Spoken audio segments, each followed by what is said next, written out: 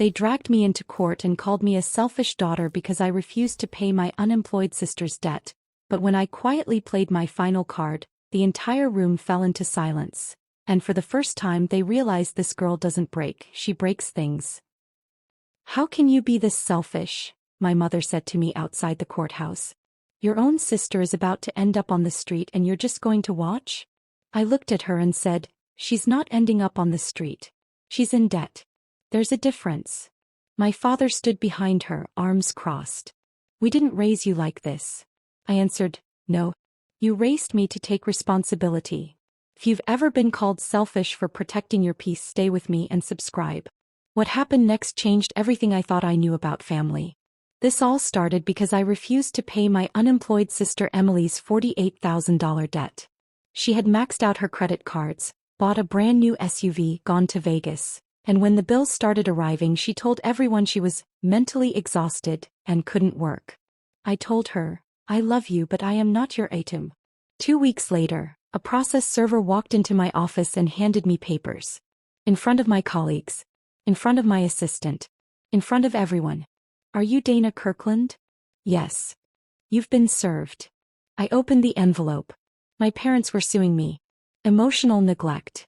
Family abandonment. They claimed I had promised financial support and then refused to follow through. I called my mom immediately. "Are you kidding me?" "We thought about this very carefully," she said. "You forced our hand." "I forced you." "Yes. You know Emily is fragile. You're strong. You can manage. So I get punished for being responsible?" She didn't answer. Emily texted me that night. "You left me no choice." I replied, "I didn't put you in debt." She wrote back, "You always think you're better than everyone." This wasn't the first time she'd cast me as the villain. She'd been doing it since childhood. If I got good grades, she'd say, "You're just the teacher's favorite." If I earned a promotion, she'd shrug and say, "Of course. You always get everything." Last Thanksgiving she cornered me in the kitchen. "You're so lucky," she said. I laughed. "It's not luck. I work." "Same thing," she replied. I didn't take that seriously at the time. That was my mistake. Emily has never held a full-time job for more than 6 months. She'd quit because her boss was toxic, or her coworkers were mean, or she needed space. There was always a reason. When she bought the SUV, I asked, "Can you afford that?" He waved me off. "Relax. Life is short." Life might be short. Bills are not. When collections started calling, she asked my parents first. They had already given her $15,000 from their retirement savings. Then she came to me. We sat at my kitchen table. "I need help," she said. "How much?" "Just temporary. 48,000. I stared at her. "Just. You can afford it. You got that big bonus last year." "That's for my kids' college fund." She shot back instantly. "So your kids matter more than your sister?" "Yes," I said. "Obviously." She stood up so fast her chair scraped the floor. Wow. 2 days later, my parents called a family meeting. We sat in their living room like we were negotiating a hostage situation. "Family sticks together," my dad said. "I agree," I replied. "But sticking together doesn't mean I pay for her choices." "You're the older sister," my mom insisted. "It's your responsibility." "No. It's hers." Emily started crying. "I'm depressed." "Then see a therapist," I said. "Don't swipe a credit card." The room turned ice cold. Then the lawsuit came. We had 3 months until the court date. During that time, relatives called me nonstop. "Aunt Lisa says you're being harsh. Cousin Mark says family comes before money." I gave everyone the same answer. This isn't about money. It's about boundaries. One night, my husband Ryan asked quietly, "Do you want to just pay it and end this?" "If I pay today," I said, "she'll do it again tomorrow." "Then what?" "It's getting ugly." It's been ugly. I started doing my homework quietly. I'm not an accountant, but I understand numbers. I pulled public records. I scrolled through Emily's social media. I reviewed her public Venmo transactions. She was unemployed, yet checking in at Cabo resorts. Salon appointments. Designer handbags. I messaged her ex-boyfriend. "Hey, random question. Did Emily ever borrow money from you?" He replied within minutes. Yeah. 10 grand. Never got it back. Anything in writing? He sent screenshots. I promise I'll pay you back. I called her former roommate. She left me with unpaid utilities, the roommate said flatly. I printed everything. Bank statements. Timestamps. Old texts where Emily had written to me, if this doesn't work I'll just ask you.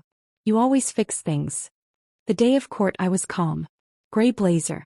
Hair tied back. Drive-through coffee in hand. My mom saw me and said, last chance. Just settle. No. Inside the courtroom the judge listened to my parents' attorney first. Your Honor, the defendant repeatedly promised family support and then refused. The plaintiff's other daughter suffers from severe anxiety and depression. I nearly rolled my eyes. Then it was our turn. My attorney was straightforward. We have evidence. Exhibit 1.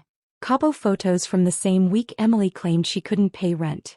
Miss Emily, is this you? The judge asked. Yes, but. Yes or no? Yes. Then came the text from her ex. The roommate's affidavit. This is not abandonment, my attorney said. This is a pattern of financial manipulation. The room went silent.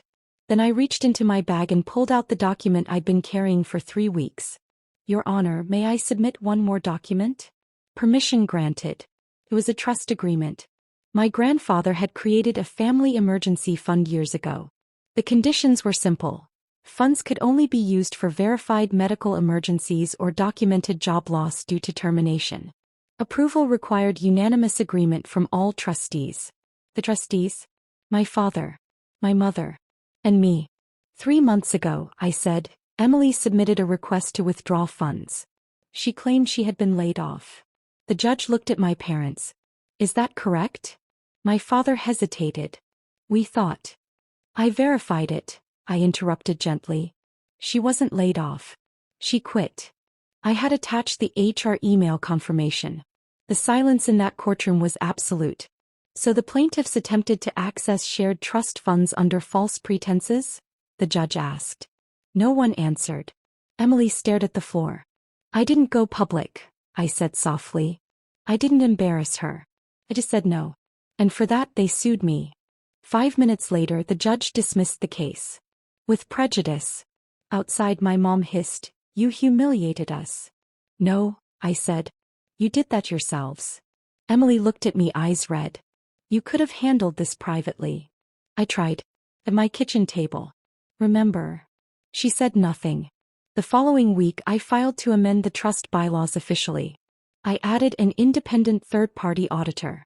Required written proof for any withdrawal. My dad called me. You're tearing this family apart. It was already broken. I'm just sealing the leak.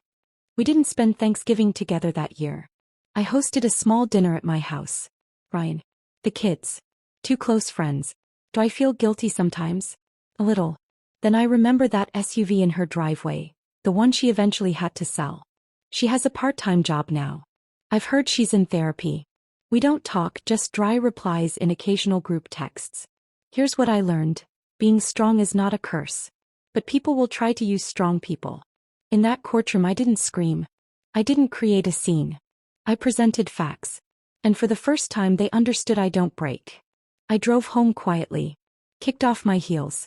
Walked into the kitchen and made grilled cheese sandwiches for my kids. Life is simple. Boundaries are too. And now when someone says, family sticks together, I say, sure. But not at my expense. If this story resonated with you, if you've ever had to choose boundaries over approval, please take a moment to like and subscribe. Your support helps me share more real, unfiltered stories like this. Thank you for being here, for listening, and for valuing strength, truth, and self-respect.